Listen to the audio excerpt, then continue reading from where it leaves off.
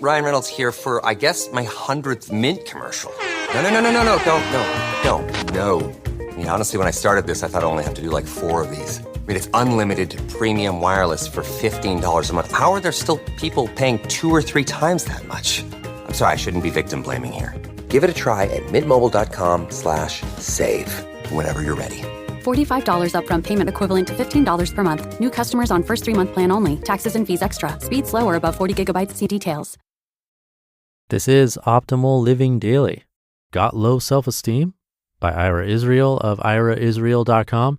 And I'm Justin Malik, your personal narrator, reading to you every day, including holidays. And with that, I'm going to continue reading to you as we optimize your life.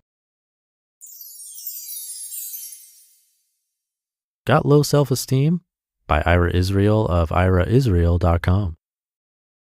According to the founder of Primal Therapy, Arthur Janov, when a baby is put down alone for the first time, say in its own room while the parents sleep in another room, and allowed to cry itself out, the baby registers being put down as, "Why are you leaving me alone to die? You're killing me." And please note the pun, put down means lay to sleep with infants, but euthanize with pets. Janov argues that being put down for the first time creates a core or primal abandonment and betrayal wound. Later in life, according to this theory, when our partner cheats on us or we are fired from a job that we love, we become distraught because this abandonment or betrayal reopens our core wound. The unwitting ramifications of infants being put down to sleep alone and then sent off to school until the child becomes acclimated to these new realities could be staggering. As animals, I believe that we are meant to be in our mother's arms and sleeping with our primary caregivers, provided a secure environment for 4 or so years. But the highly competitive nature of late capitalism has caused people to shorten this secure stage when the baby's needs are taken care of in the name of creating productive members of society as early as possible. A longer earning potential is a greater earning potential. One of the themes of how to survive your childhood now that you're an adult is that our rather abrupt individuation processes have created a majority people whose abandonment fears from insecure attachments manifest as both anxiety and depression, which are afflicting Americans in epidemic proportions today. One of the reasons that so many Americans are treated for anxiety and depression can be traced back to the traumas associated with an infant individuating, gaining its own sense of self, its own identity. What is important in terms of constructing personal identity is how these traumas are interpreted and assimilated. If an infant is securely attached to his or her mother and or primary caregivers, then it subconsciously knows that the mother would never really put it in harm's way. From Mary Ainsworth's Strange Situation Experiments in 1969, we know that infants with secure attachment, 33% according to Ainsworth, do not freak out when the mother leaves them alone. The world is essentially safe to them. And more importantly, they can securely reattach when the mother returns. However, the Dr. Spock Nietzschean let the baby cry itself out, or what doesn't kill it makes it stronger parenting style of previous generations may correlate with the spate of divorcees who do not truly know how to securely attach and reattach due to the stark and abrupt individuations that were forced upon them before they could speak. The world is essentially unsafe to them. Just as a thought experiment, imagine a family on a desert island and how they would interact for the first 4 years of their child's life, and compare it to our bottle-fed, raised by a nanny from a foreign country, sleeps in its own cage and or swaddled a few weeks after birth, etc. The scientific way of raising children seems to have starkly different mandates than a child being raised in nature. No child was ever born with low self-esteem. One unintentional ramification of our way of raising children in Western civilization is low self-esteem, rampant low self-esteem. Children assimilate the frowns of their caregivers trying to train them to use a fork as, there must be something wrong with me.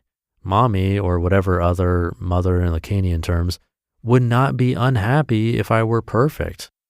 Thus, many infants assimilate the idea that there must be something wrong with me during the first few years of their lives, and this low self-esteem dogs them through adult years of addiction, infidelity, self-sabotage, inability to maintain a job, and many of the afflictions listed in the thousands of pages of cognitive and emotional disorders listed in the Diagnostic and Statistical Manual of Mental Disorders. Also, our educational system is very cliquey. When children are making same-aged friends and forming cliques at school, they notice that they are excluded from some groups. Again, it is possible that these phenomena are assimilated as there must be something wrong with me if I were different or cooler or perfect or taller, etc., then that group would accept me. The funny thing is that I would say that the majority of people believe they are outsiders, and I admit that my psychotherapy patients represent a skewed population. There's something perverse about our culture that makes most people, even the prom queen, football quarterback, movie star, rock star, tech billionaire, feel marginalized. This could be a result of the splintering of our society, but until we find or create some common core values like compassion, then it will remain difficult for people from different tribes like geeks, jocks, yuppies, millennials, bobos, Republicans, Democrats, progressives, socialists, etc., to communicate empathetically with each other. What can be said about teenage years that hasn't already been documented on Netflix and HBO? It's all about angst, seemingly. Why are these years so arduous for the unwilling participants? Is it the hormonal changes, peer pressure, the desire to be liked amidst a sea of haters? Continuously being judged, weighed, calculated, squeezed into a box? There's something so desperate about being a teenager in our culture. The resentment accrued during this phase of individuation is monstrous and manifests ultimately as low self-esteem. Teenage suicide rates have never been higher. It appears as if there are severe growing pains associated with being a teenager in Western civilization. In recent times, thanks to technology and disease, things seem to have grown even worse. Most Gen Zers today equate texting and DMing with talking, lest we inform them that 93% of all communications are nonverbal, according to UCLA psychology professor Albert Mehrabian. But even when they see each other on FaceTime or Zoom, it's usually only the face, so that all body language and ethereal energy, as well as smells and chemistry or pheromones, are completely missing. Mirror neurons do not fire via text message. Infancy, adolescence, and teenage years seem awkward and confusing for everyone involved. Too many choices, too many influences, too much infighting, too much competition.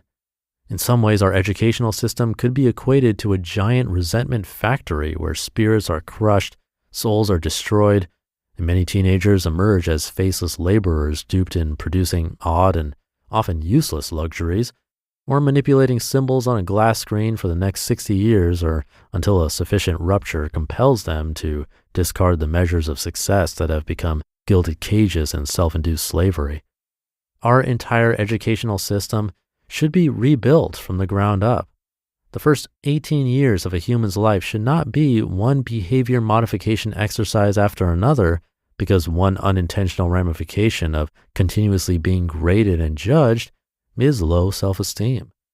Future adults should be taught classes like how to be someone's friend, how to give a non-creepy hug, how to actively listen and make other people feel heard, how to have loving relationships, and how to breathe, rather than forced to learn subjects that they will never use later in life. We need to figure out another way of interacting that is more compassionate so that future adults are able to construct secure attachments and stronger self-worth. You just listened to the post titled, Got Low Self-Esteem? By Ira Israel of iraisrael.com, and I'll be right back with my commentary. Good taste is easy to spot, but hard to pin down. You know it when you see it.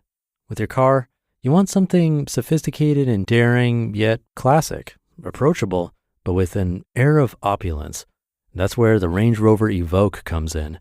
The Range Rover Evoque is charisma in motion, art and craft in equal measure. Its exterior is a quietly bold expression of Range Rover DNA with a floating roof, continuous waistline, and three-dimensional grille that give it a captivating character. Inside, you'll find a calm, minimalist cabin anchored by a tactile gear shifter where clean lines, sumptuous materials, and advanced technology come together. Make a statement in the Range Rover Evoque. This elegant SUV elevates every drive, offering a new dimension of refinement and luxury. Whether you prefer a modern aesthetic or a warmer, authentic appearance, the Evoque's interior can be tailored to your taste. Ready to experience sophisticated design and premium materials in motion? Explore the Range Rover Evoque at LandRoverUSA.com. Thank you to Ira. This was from his book, How to Survive Your Adulthood Now That You Are Disillusioned, Disenchanted, and Disappointed. You can find more info about Ira's work at IraIsrael.com. I do think rethinking our education system is important. Of course, there's room for optimization, but it's definitely going to take a lot of time, research, and conversations to get there. And hearing articles like this is a good start to at least open the door to questioning it. So thanks again to Ira. Have a great rest of your day, and I'll be back tomorrow as usual, where your optimal life awaits.